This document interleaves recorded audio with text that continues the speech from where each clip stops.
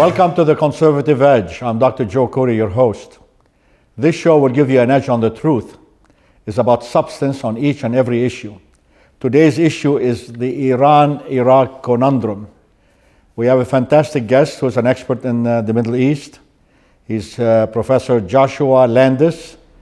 He is the Sandra McKay Chair and Professor in the Department of International and Area Studies at the University of Oklahoma. He's joining us right now via Skype. Professor Landis has numerous publications in leading venues, and we're very honored to have you, Dr. Landis.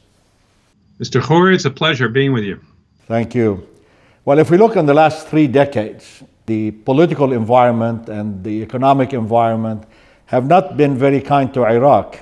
Well, under Saddam Hussein, it picked a fight with the United States by invading Kuwait, and that has caused the collapse of the central state in Iraq. And the United States thought that they would be able to build up a new state by putting the Shiites in power, who are the majority in the country at 60% of the population. But they found it a much more difficult task than they thought, and the Iranians were able to outfox the Americans. It became quickly apparent that the Iranians had more influence with the Shiites of Iraq than the Americans did. And this has left a great weakness for U.S. and its allies, Saudi Arabia, the Gulf states, and Israel, who had depended in many ways on Iraq being the shield in front of the Arab world in the face of the Iranians.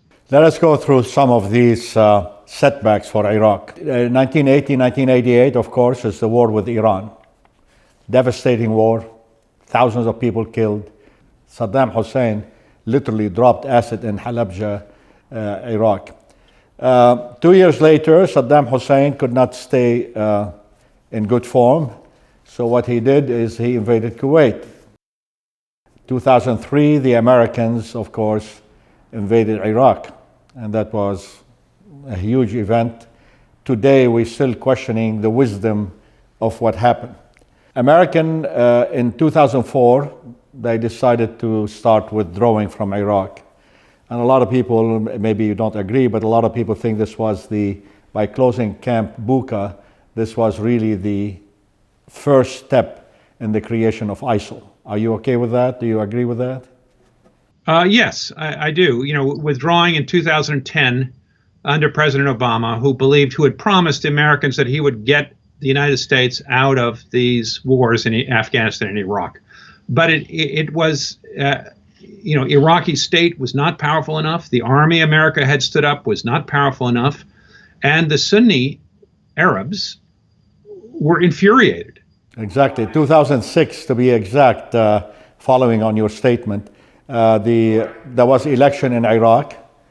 The republic, everybody felt, was emerging. And what happened is that the Sunnis were not pleased with the result. They felt they were getting the crumbs of the political landscape.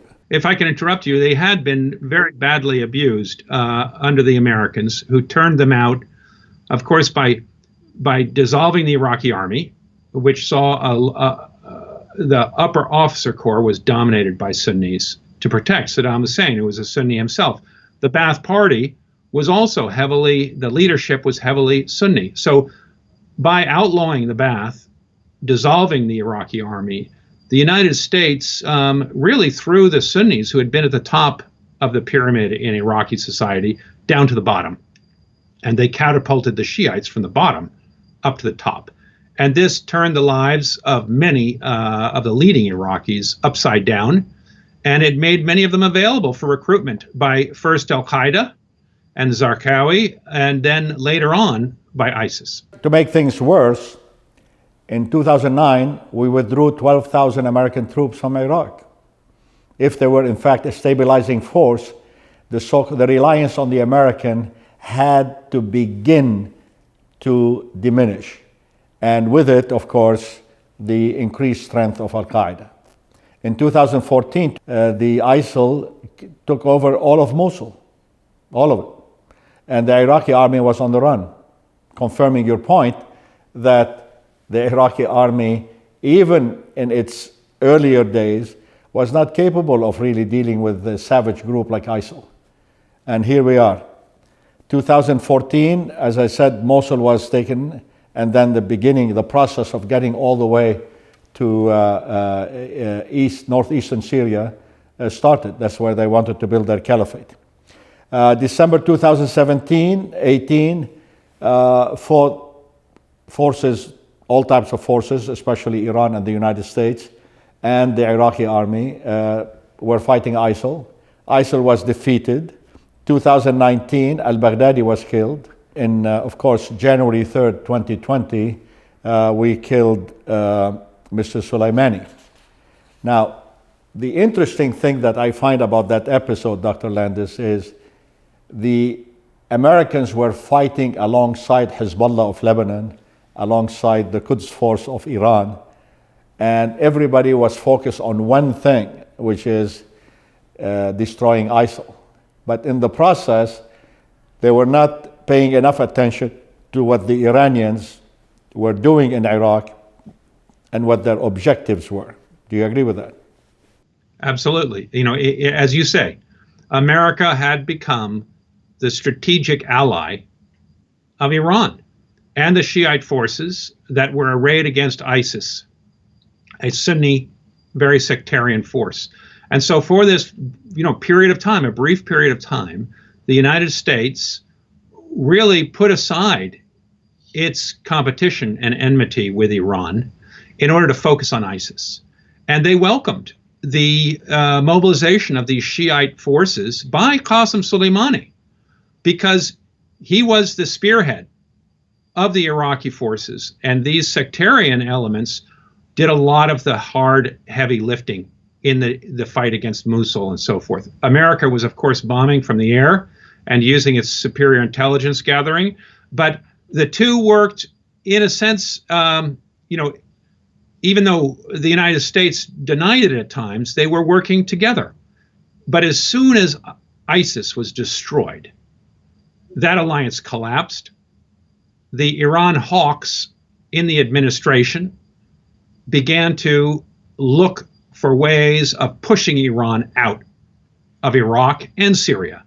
And this, of course, turned Iran and the sectarian militias, the Shiite militias in Iraq, against the United States. And we begin to see this escalation. Well, if it were only Iran, one will say, okay, we could focus on one antagonistic force within the Iraq landscape. But the fact of the matter is, somebody counted 31 groups, militias, within Iraq right now. Two of them, the Mahdi Army and the Badr Organization, are part of the Iraqi army. They get paid by Iraq. And therefore, we created a structure where much of the likely antagonistic forces are literally within the government and supported by government. Do you see it that way? I do. The United States mistakenly believed that in rebuilding Iraq, they would be able to provide a constitution, and that Iraqis would be loyal to the constitution and the nation. But this concept, the idea of the nation, although it's become important in the Middle East since World War I, when the Ottoman Empire was carved into nation states, it still has not really become the dominant force. And when this fragile state under Saddam Hussein was destroyed, you find both Syria, Iraq, and other places in the Middle East turning back to smaller communities, whether it's a religious community, sectarianism, whether it's tribal community, whether it's your town or your city, your regional community. They've looked to these subnational and supranational identities in order to protect themselves and to find a way to assure their own interests. This is the building of militias. And of course, Iran and other countries have jumped in and helped reinforce these militias, so that the United States, the Constitution, the military that was supposed to be loyal to the Constitution and not to a man, crumbled almost in a way that shocked Americans. But part of it was because they didn't know what they were to be loyal to. And when they were faced with an ISIS, very sectarian, new project, Islamist project, they ran away. They didn't want to lose their lives. And it was only the mobilization along religious lines, Shiite militias, that really took the fight to ISIS. And this is what gave Iran so much authority in Iraq. Without a doubt. But at the same time, domestically, Dr. Landis, Americans were getting tired of the war, period. We lost 5,000 men and women in Iraq, a huge loss by any standard. 32,000 wounded. Many of them are still in hospitals in Washington, D.C. and elsewhere. And we basically spent about $2 trillion. All of that together was basically saying to the Americans, get out of Iraq. And a lot of Americans lost hope. They thought, they looked at Afghanistan, a country in which we've been much longer, and or quite a bit longer, and saw chaos, tribalism, regionalism, warlords. And most Americans think, we're not going to be able to turn Afghanistan into a nation state with a coherent government that plays by the rule of law.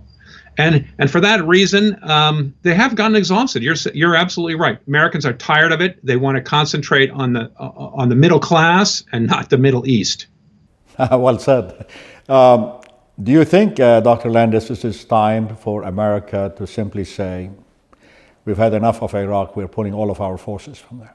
I think that's what's going to happen, whether it's the right thing to do or not. It's quite clear that President Trump is looking for an exit from Afghanistan. It's very hard to find one that's not going to lead to the collapse of the Afghan government that the United States has put up. And America has invested a great deal in Afghanistan. If it were to collapse, I think it would break the hearts of many people in America as well as in Afghanistan, because so many people have come to rely on that government, on schooling, on many aspects of the American presence there. So it'll be a big blow for American prestige in the region and in the world. So it's a very difficult decision, and I think that's the main reason that many presidents have kicked the can. Even President Obama, who swore to get out, have kicked the can down the road, and because they don't want to be the one responsible for pulling the plug. Well, what makes it even worse if we pull out, Dr. Landis, is the fact that if we pull out and the Iranians stay in, Iraq becomes like a subsidiary of Iran in an international recognition factor. Everybody would say Iraq is an independent country. It has its own constitution. It has its own military. It has its own parliament. And Iran, it has its own political structure. But the presence of Iran in Iraq is confusing the true independence and the true sovereignty of Iraq. Is that correct? Well, you're absolutely right. Now, but to push back on that a little bit, many realists would say, you're right. Iran, in the short term, will be the beneficiary of American withdrawal. On the other hand, they say the Iraqis don't like Iran. They don't want Iran to be dominating them. If America withdraws, this will really pull the rug out from underneath many of the pro-Iranian elements in Iraq. Iraqis are essentially nationalist. They don't want to be dominated either by the United States or the Iranians.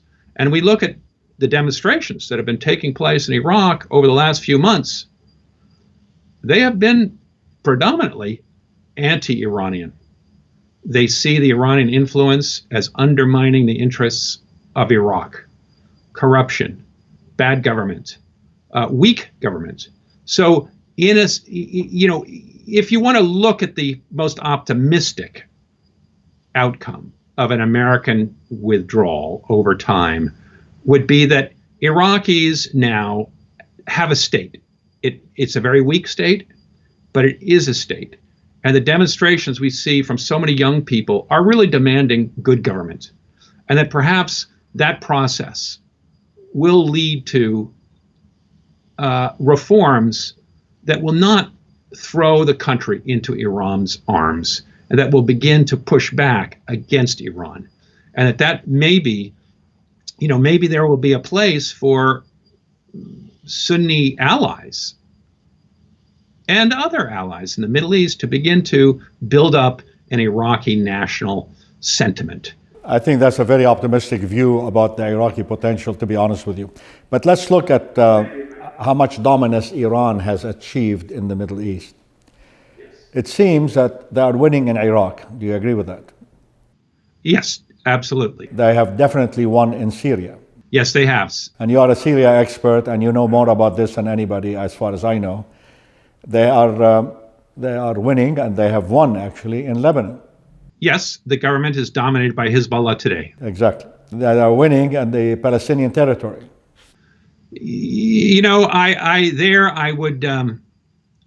I would qualify their win because the Palestinians are so weak.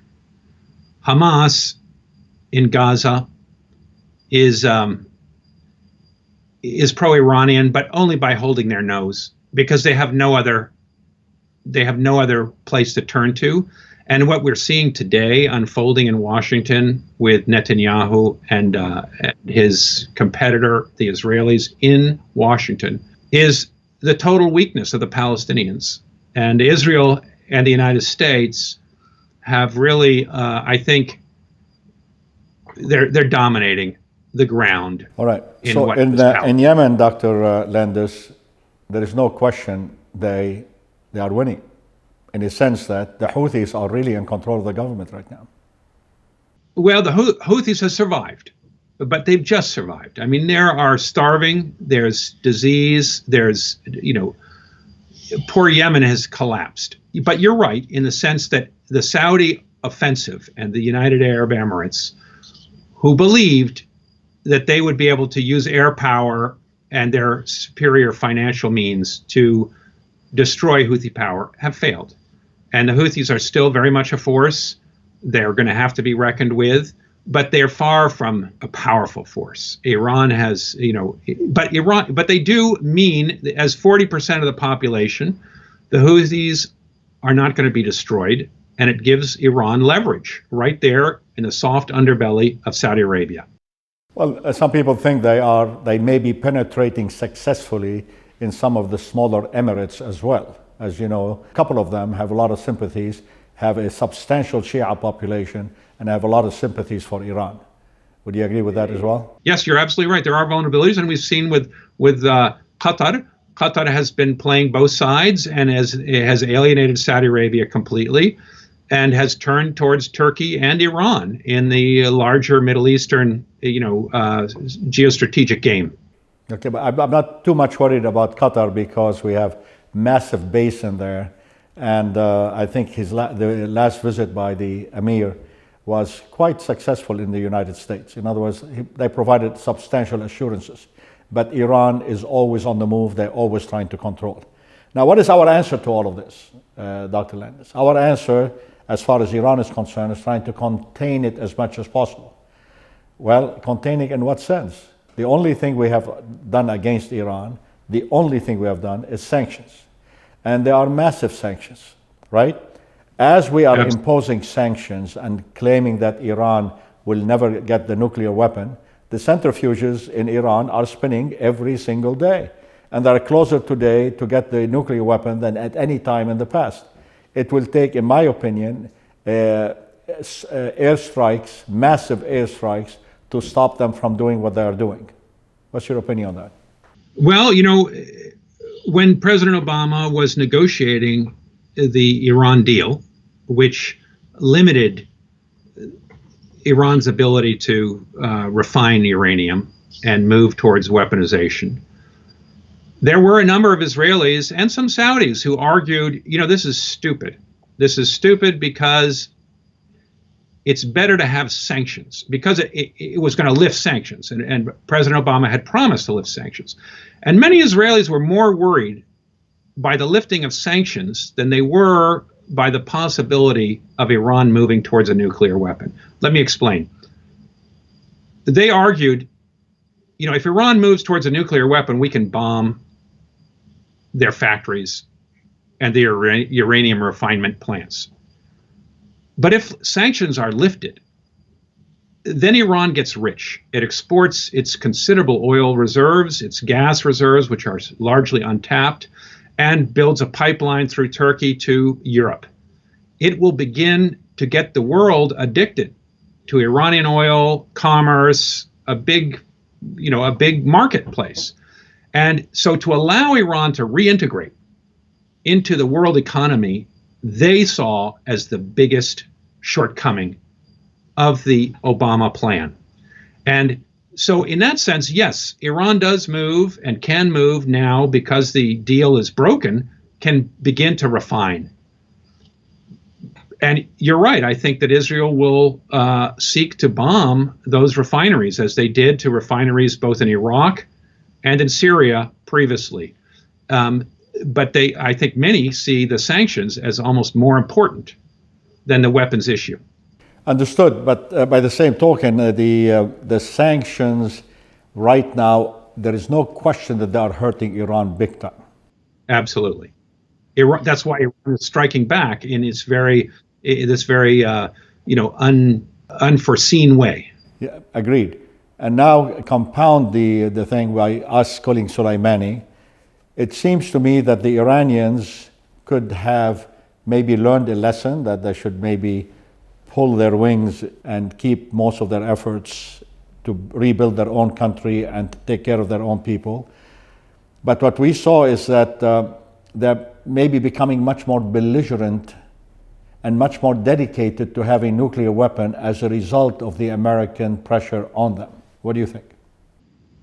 Well, I think you're right. I mean, if I were Iranian, looking around at the world, the easy lesson would be North Korea. North Korea got the bomb, and America's frightened of it.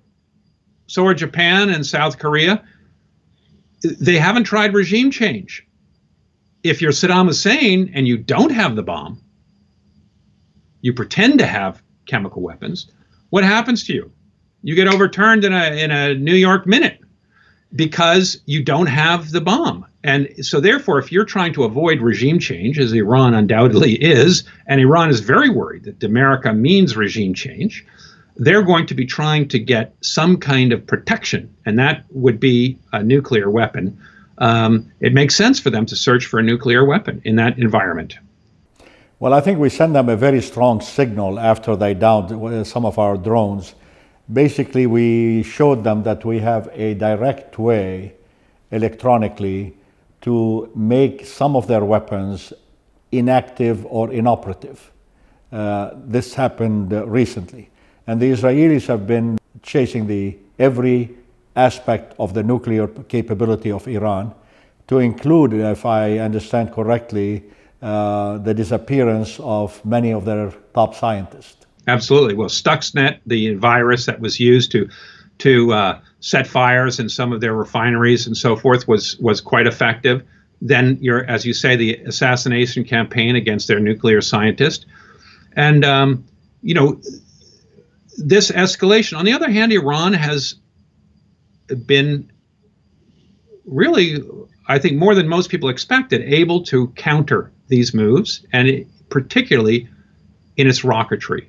And that's where the United States, and I think the attack on Abqaiq refinery in Saudi Arabia some time ago, which took out 50% of the refining ability of Saudi Arabia for a little while, was a real awakening for many Saudis and the United States. It took us by surprise because the pinpoint accuracy of the Iranian drones and their missiles, I think, surprised people, and it's going to be a big challenge in the future. And clearly, Iran is working that missile technology. It's one, if not a trump card, it's certainly its deterrent ability comes through those rockets today, because it doesn't have an air force. It can't compete with Saudi Arabia in any of the traditional weapon systems, and it doesn't have a nuclear weapon. So those missiles are its one deterrent.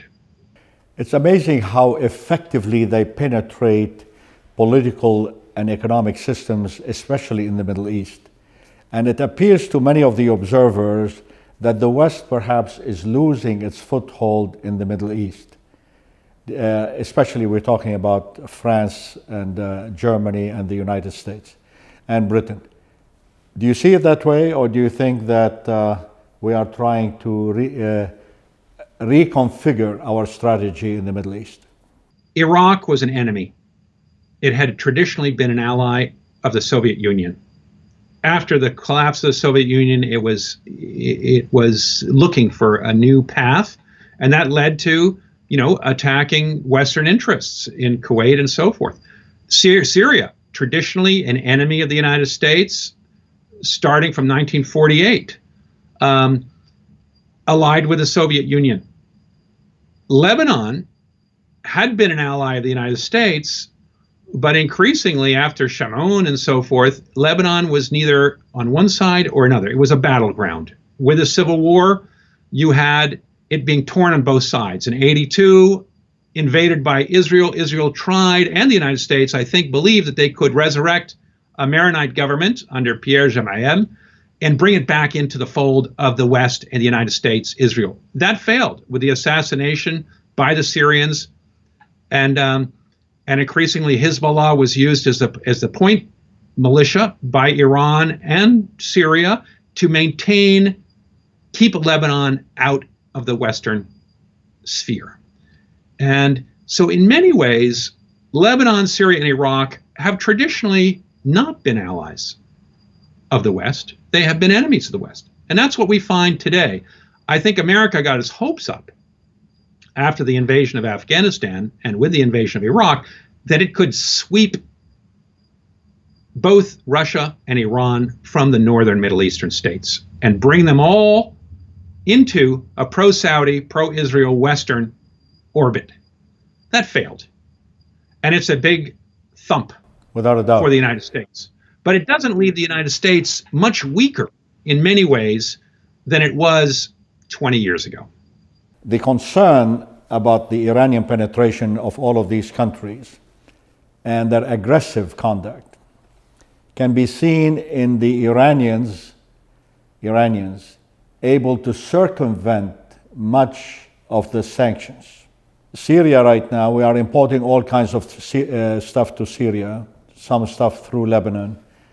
The Russians right now dominate Syria almost completely. I understand that the Russian embassy is the most important embassy right now in Lebanon and in Syria. And the Chinese are still importing massive amount of Iranian oil, and we can't do anything about it. So we have the Russians penetrating the Middle East via Syria. They expanded their military installation there, and especially their access to the Mediterranean, right? We have the Hezbollah doing whatever it can to help Iran circumvent the sanctions. And most importantly is the big powers right now have a greater foothold in the Middle East, than at any time that I could remember. Well, you're right. I mean, in many ways, the world has transformed since the Cold War. It's not a bipolar world anymore. There are many other powers that are looking for a zone of influence in the Middle East, and China is the big up-and-comer. It's purchasing, much of its energy supplies from Iran. Saudi Arabia is its biggest supplier, but Iran is there as well, and it doesn't want to give up those supplies. A number of Chinese analysts have said in the last year or so that China should focus on Iran, that America's determination and Trump's determination to try to dominate the Persian Gulf, or the Arab Gulf, whichever you want to call it, is not in China's interest, and that China wants at least to have influence on one side, on the eastern side of the Persian Gulf, which means an alliance with Iran. Now, so far, China has been very diffident about trying to compete with the United States in Iran, but that could change. I think, in part, the desire to fix up the trade war with China is encouraged by this escalation with Iran, because in some ways the United States cannot afford to have China fighting against it on the Iran file. Is it good to be a friend of the United States? I believe it's good. I think it still is good. Look, let me make an argument for you. You're right that Iran seems to have won the battle in the northern Arab states. But at what price? Look what Iran is the master of. Lebanon, the banking system just collapsed. Big Ponzi scheme. Lebanese are going to be poor for decades because of this. All their dollar-denominated bank accounts, and my brother-in-law had his very small life savings in a dollar account in Lebanon. He can't access it anymore. And this is true of most Syrians who had any money surviving this civil war. It was in a Lebanon account because nobody keeps their money in Syria, and they've lost it. We don't know to what extent, but the chances are it's gone. And Syria, economic ruin. Iraq, what is Iranian influence really get them in these countries that are devastated after decades of war and sanctions? They're hemmed in. Yes, they've won, but it's a poison chalice in some ways, you can argue. The United States is still king in the Gulf. Saudi Arabia, Emirates, most of the Gulf states, Egypt, North Africa. To be a friend of the United States, look at two weak friends. King Abdullah II, Hashemite Kingdom of Jordan, it's a survivor. It's done better than Syria, than the Palestinians, than Iraq, anybody, partly because it's clung to America's skirts. When it's moved against America, as it did in 1990, when it sided with Saddam Hussein briefly, it got smacked by America. It suffered tremendously. It's never done that again. Morocco, with very limited resources, no oil like Algeria or Libya. It's a survivor. It's got a flourishing economy because it has allied itself with the number one power in the United States. Egypt, too, has survived this process just barely, but it's been an ally of the United States. So I think if you look across the Middle East, the allies of the United States are still standing strong. Their economies are integral. They've survived the storms that have brought down Libya, Iraq, Syria, Lebanon now in a free fall. So those countries that have stuck with the United States have done much better. I agree to some extent. My concern was not immediately about the other Arab countries. My concern were people in Latin America and people in Asia are probably asking themselves the question, which one is it better for us? Bring the Chinese in or bring the Russians in or both of them instead of the United States? Just saw Britain, recently allow Chinese technology in their phones and so forth. So yes, a lot of Europeans are beginning to defy the United States and their erstwhile allies in this because China offers a better deal. China is a big competitor today economically. It's hard to say no. One of the examples of what I'm concerned about is Venezuela. Venezuela is a country right now that is dominated by Cubans, more Cubans, and an infinite supply of Cubans in every aspect of its life. And at the same time, a strong presence by Hezbollah of Lebanon and by Iran in the Venezuelan politics. When you look at all of this, we are not asleep at the switch in here. And America was considering at one time, should we invade Venezuela and make sure we get rid of the Maduro regime? They seem to be willing to act more decisively and more frequently than the Americans are. And that saddens me a lot. What do you think? You're absolutely right. I'm in the process of trying to help a number of Syrian friends of mine who lived in Venezuela try to find jobs and get citizenship in the United States because all left. Lawyers, professors, successful. There's quite a powerful Syrian community in Oklahoma City, and their relatives who left Syria some time ago went to Venezuela, did well. Department stores, middle class, merchants are all fleeing. because the economy is in a ruins. And as you say, it's, the interests of the middle class, the moneyed classes have been destroyed. Can America overthrow that government? It's not as easy as it used to be. 1953, the United States overthrew the Mossadegh government in Iran for $3 million. The CIA, a few CIA men were able to organize it. And Iran had a regime change, pro-American Shah put in for 25 years. Served America very well. The United States is struggling to do something similar to that today, and it can't do it, either in Syria or and so forth. It's spent much, much more money, and it's become weaker.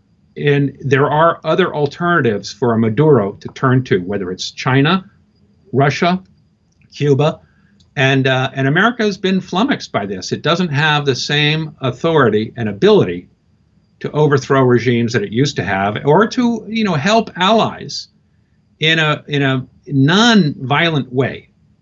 That and today it's been spooked. It's been spooked by its Middle Eastern experience since the invasion of Afghanistan, that has really caused the United States to lose much of its self-confidence in its ability to influence the world and to help friendly regimes.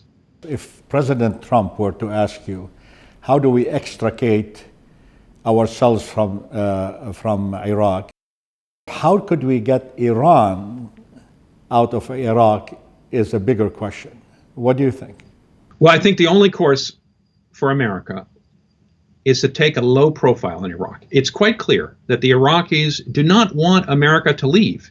Well, as you know, the parliament just passed a resolution, non-binding resolution, asking the Americans to leave. But this is a signal, so to speak. That's because of the Soleimani assassination. And America, in a sense, put those parliamentarians in a very awkward position, where all the Shiite parliamentarians had to stand up and say, get rid of America, because America just killed a bunch of Shiites who were heroes in the eyes of Iraqi Shiites because they had defeated ISIS.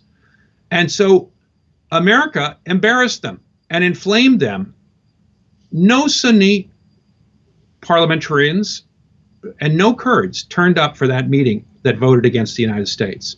Now, they're the minority. They couldn't have won, but it underlines the fact that Iraq is an extremely divided country. And today, America has not withdrawn. In fact, a number of operations, of training operations, have resumed. And that's because Iraq doesn't want to list in the direction of Iran. I think many Shiite Iraqis do not want to be in the pocket of Iran. They want America there, but they want America to behave by certain rules that were broken with the assassination of Soleimani and Mohandas, an Iraqi, powerful Iraqi militia leader. So I think America may be able to survive this if it keeps its head down and begin to rebuild some good foundations for a longer relationship. And that's what I would counsel, is to keep a lower profile, play for time, and be better than Iran. Because I think over time, many Iraqis will look to the United States to counterbalance Iran in Iraq. I agree with what you said, but I think it's very contingent. Your proposal can work if President Trump is re-elected. If he's not, if any of these guys running against him is re-elected, what I fear is that there will be another Iran nuclear deal. It will be even weaker than the first one. I had gone through every word in that Iranian deal, and I couldn't find what the United States got from that deal that benefits the American people in the long run. They said, well, we stopped Iran from developing nuclear weapons. We delayed the day of reckoning. We did not stop it, definitely. And all the inspections did not include military installations that may shortly produce nuclear weapons. I don't know much about that. I don't find anybody talking about these military secret installation that even the nuclear agency in the United States can even inspect or detect. My point here is, if President Trump is not re-elected, I fear that another Iran nuclear deal will be in place. It will be even weaker than the first one. And the only difference is we will not give them $150 billion, okay, which was dissipated, which was literally stolen by the oligarchs in Iran. And and the reason why we will not give it to them is simply because we don't have it. We don't have it. We are at $1 trillion deficit as it is. So therefore, I am very concerned about the Middle East. I'm very concerned about Iranian presence and mischief throughout the Middle East. And one wonders, what are these countries getting from the Iranian presence except more hostilities, more divisions? Iraq right now, for all effective purposes, Dr. Landis, is really three countries in one. We have the Kurds, who are very nationalistic and wants independence, and they voted for independence, but it was annulled. They are in the north. You have the Sunnis in the west, right? Mostly around the Mosul area. And you have the Shia in the south, which borders Iran. Everything right now that is consumed in Iraq comes pretty much from Iran. There are trucks coming like crazy, and there are almost no trucks coming from the other direction. And the reason for this is all Iraq really has to export is oil. In fact, 90% of its export is in oil. So the question here is, are all of these parties, all of these nations, so to speak, singing the same tune? I don't believe they are. I do not believe they are. And that's why Iraq has become a very difficult place to govern. I hope they will come back to some kind of a national consensus, but there are too many contending parties that keep them apart instead of bringing them together. Your statement, please. Well, I think you're absolutely right. And this has been the problem really with regime change in the Middle East, is that rather than getting a better state, a more unified state, a cohesive state, we've got fragmentation. And we see that in many places. We see that in Libya. We see the fragmentation in Lebanon after the civil war, which has kept the parties at each other's throats to a certain degree, even though they have managed to, in some ways Lebanon has managed better than other countries, but in other ways it's had the same problems. And we see it in Syria, we see it in Iraq. We see it amongst the Palestinians, who've been unable to agree on a unified government or a unified position against Israel, and haven't been able to restrain free agents who've gone off and shot missiles and done other things. So this is a real weakness amongst Middle Eastern states. And that's one reason why the Middle East is falling behind in this global competition. The African region and the Middle Eastern region have been the two regions that have seen the most internal turmoil, civil war, and haven't really joined the prosperity, the march towards prosperity that we've seen in so much else of the world. Look at Turkey. 6-7% growth, South Africa, China, India. Hundreds of millions of people have been brought from relative poverty into the middle class over the last few decades. Tremendous growth. But that growth brings with it incredible competition. Competition to get your kids educated, to get them literate in computers and all the other things, languages. You need good government. You need stable government in order to have a prosperous economy. The Middle East has been unable to provide that kind of good government and that kind of stability, which would allow their populations to become educated and competitive, which is why so many Middle Easterns are trying to get the hell out and get into the first world because they don't trust their own countries. One last point, if I may, Dr. Landis. A lot of people are hoping that Turkey will counterbalance the Iranian influence and somehow the Middle East will be a better place.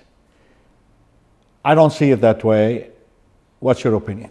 It's true that Turkey and Iran, despite their frequent alliances in the last decade, are natural competitors, because they're both powerful countries that are seeking influence in Iraq and in Syria, and now in Libya and other places that are far afield for Turkey. But Turkey is not a salvation for the Middle East. We see Turkey getting into deeper trouble itself, greater authoritarianism, more Islamism, all the same problems that have plagued other countries in the Middle East. And it's hard to see where that's going to be an antidote to the Iranian Ayatollahs and Iranian Shiite Islamism, because what is really needed is a country that obeys rule of law, that separates church from state, and that can begin to put its citizens first and not its rulers first. Well, Dr. Landis, it's been very, very, very nice conversation with you. I am very grateful for your expertise, and I hope we could talk again. Maybe one day I'll visit you in Oklahoma. A great dialogue, and thank you for such interesting and questions and probing analysis. Thank you so much, and have a wonderful day. It's been a pleasure having you on The Conservative Edge.